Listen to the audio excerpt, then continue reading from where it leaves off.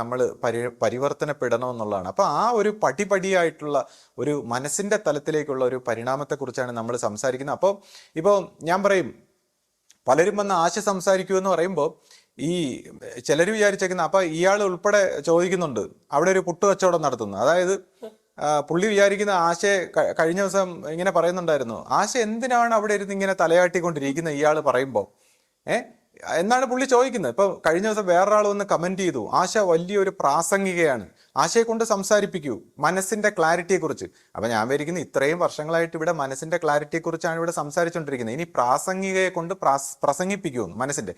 അതായത് മനസ്സിന്റെ ക്ലാരിറ്റിയെ കുറിച്ച് പ്രസംഗിച്ചിട്ട് അതും കൂടെ മനസ്സ് പഠിച്ചിട്ട് അതിന്റെ ആലസ്യത്തിൽ കിടന്നുറങ്ങാം. ഒന്ന് ആലോചിച്ചേ, ഈ മനസ്സിന്റെ ക്ലാരിറ്റി എന്ന് പറഞ്ഞാൽ മനസ്സിന്റെ ചിന്താധാരകളെ പൊട്ടിച്ച് സകല അണ്ടർസ്റ്റാൻഡിങ്ങിനെയും ഇതുവരെ അറിഞ്ഞതിനെ എല്ലാം പൊട്ടിച്ച് കളഞ്ഞിട്ട് പുതിയൊരു ബോധ തലത്തിലേക്ക് കടക്കുകയാണ്. അപ്പൊ അതിന് പ്രസംഗം നടത്തേണ്ട കാര്യമാണ്. ആധ്യാത്മികത ഒരു പ്രസംഗം നടത്തേണ്ട കാര്യമാണ്. ആധ്യാത്മിക പ്രസംഗം നടത്തേണ്ട കാര്യമല്ല.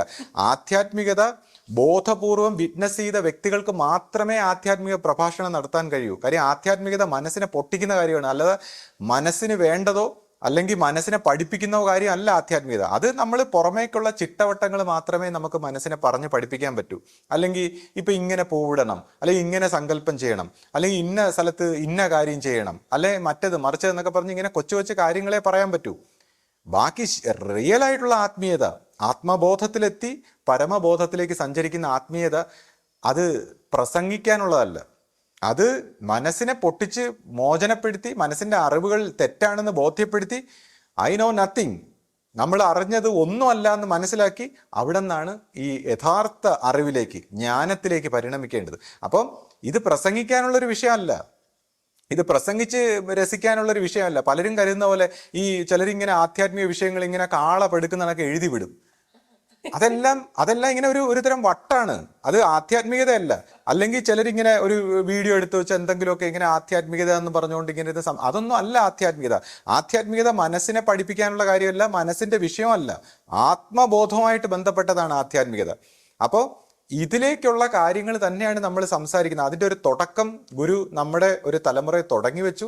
അതുമായിട്ട് ബന്ധപ്പെട്ട കാര്യങ്ങൾ തന്നെയാണ് പറയുന്നത്. അപ്പോൾ ഈ ആശ പറയൂ എന്ന് പറയുന്ന ആശയോടുള്ള സ്നേഹം കൊണ്ടല്ല. ഇവിടെ ഈ നമ്മൾ രണ്ടും കൂടെ ഒരുമിച്ചിരിക്കുന്ന ഇതിൻ്റെ ഇടയിൽ ഒരു സ്പർദ്ധ ഉണ്ടാക്കാം എന്ന് വിചാരിച്ചിട്ടാണ് ഈ കളിക്കുന്നത്. പലരും വന്ന ആശയോട് ഈ സ്നേഹം ഇപ്പം എങ്ങനെ ഉണ്ട് എന്നൊക്കെ പറഞ്ഞ് ഈ സ്നേഹിക്കുന്ന, ഞാനിപ്പോൾ ഈ ആശയുടെ ഈ കാര്യം പറയുമ്പോൾ തന്നെ ചിലർ വിചാരിച്ചേക്കുന്ന ആശയ്ക്ക് അങ്ങ് സംസാരിക്കാൻ മുട്ടിയിരിക്കുകയാണ്. അതങ്ങ് പ്രിവെന്റ് ചെയ്യണം അയാള്. ആ നിഷ്ഠൂരൻ പ്രിവെന്റ് ചെയ്യുമ്പോൾ പാവപ്പെട്ടവൾ ഇരുന്ന് സ്ട്രഗിൾ ചെയ്യാണ്.